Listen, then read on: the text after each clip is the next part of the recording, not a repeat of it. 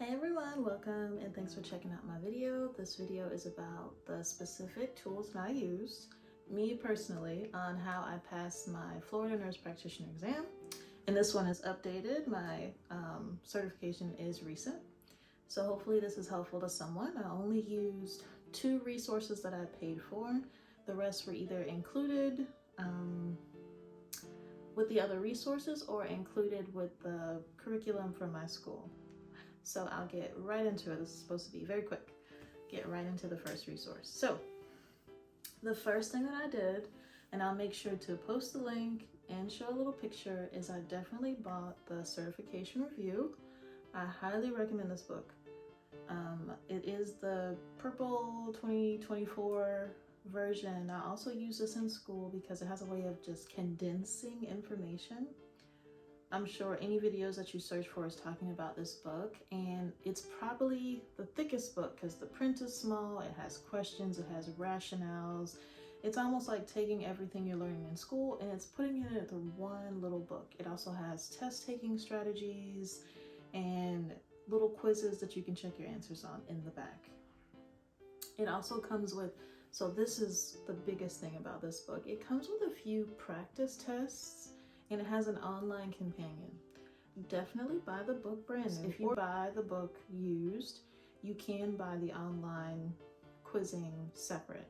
But I would compare prices. Is it better to buy the brand new book with the access code that's 6 months for questions and the exams, or pay for, I think it's $60 or so for the 6-month access and buy a used book? So that was the first resource.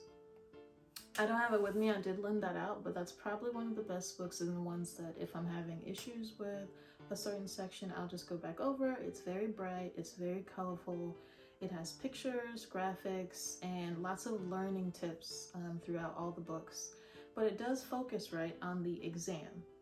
So test-taking strategies, it's gonna highlight like clinical pearls and things like that. That's also in your book, but this one is more focused on the exam. It's a review. It's making sure, hey, you read all this information, let's go back over it.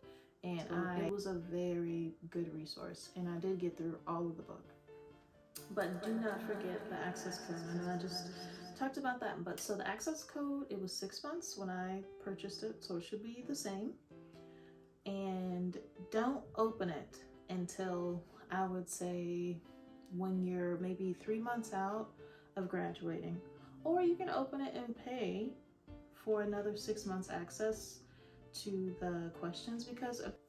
So the second resource I used was UWorld, and UWorld came out with not NCLEX, but they came out with the FNP, and I was like, oh great, I loved UWorld, I'm just gonna use this again. So I used those same questions. The UWorld app, I enjoyed it because I'm someone who really likes questions. It gave me lots of practice. I made sure to practice what questions that I felt weak in. I don't know if I feel like the UWorld is necessary. That's just my personal take. I felt like I was doing so many questions, not just from the NCLEX review book. There were some like I believe it's called APA, that was with my school. I did take the APA. I did several questions with the APA, APEA, however you say it. I also did not find those questions. I mean, definitely take all the resources that is included with your curriculum. I am not saying don't do that. This was free for me, so I took it, and I was happy because I seen that other people in different programs had that as well. But I did not find the questions in the APA very related to the ones that I seen on the NCLEX exam when I went and took the test. So far we have the book, so far we have the UWorld, which I did not find that helpful. I mean, other than having extra question sec. And this is the one review I bought. All these reviews out there, which one do you get? It was getting ridiculous. Some of them 300, 200. I feel like, I mean, side note, I know this is about what resources I use, but I found it very frustrating to find all these reviews with these big dollar signs. I'm talking $400, $300. Like, I've already spending a lot of money on my education, but it pays to have that self-confidence to be able to sit for your exam. And I understand it. I understand, you know, people are working on these reviews and they want to be reimbursed for it, but I also feel like $500 for a few months access of something is a bit here nor there. Let's move on. But that's just how I feel about reviews. Now, the biggest tool that I used to pass my exam, it was a review. I paid $70 for one review, and then later, because I had like once you sign up, you can get like a discount on other programs, because she was doing at that time like one at a time, buy this bundle. I had enjoyed the lectures so much, I did pay for the Q&A. Even though her prices have increased significantly, I've seen that she has like monthly subscription packages that you can choose from. There's different ones. Even though I feel like, you know, her prices have definitely increased over the past year, I still feel like, specifically the Q&A that she had, those questions were almost exactly, I can't say exactly, but I felt like they were the closest that I had seen. I'm talking me searching on Quizlet, using all of the questions in my certification review book, all the APA, every single study set that I'd use, because I searched for every single free product that I could online. I was just taking questions. And her program, I do feel like if you have the resources, I have not done the Fitzgerald, I have not done the Sarah, I have not done the, there's so many. And they come with very, very big price tags that I did not have while I was in school.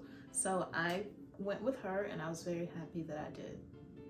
Like I said, just a further note, the prices did increase, but I do feel like she definitely prepared me for the antibiotics, the murmurs, and if you're not, it's called the Cohen Review.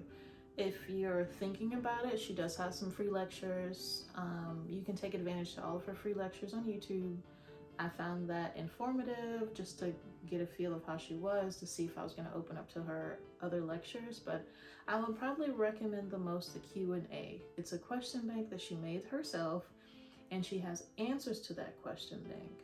So those were all the resources that I used. Resources from school, my big, all the fat books that you have to read through and do all that work for, the NP review book, the APA that was included with my didactic course, which I didn't find helpful. I paid for UWorld, just my opinion, I didn't find that helpful. Or related to the actual questions, like, did it help you get, you know, more questions in and feel comfortable about certain things? Yes.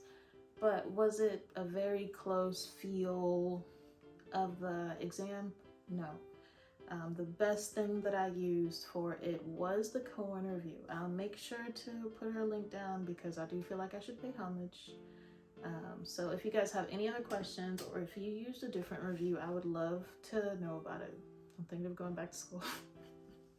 Maybe to get my psychiatric in mental health. So we'll definitely see what happens. I know that was a lot of information, but I'll try my best. I'll link everything down in the description box below, but if you guys have any other questions, you can let me know.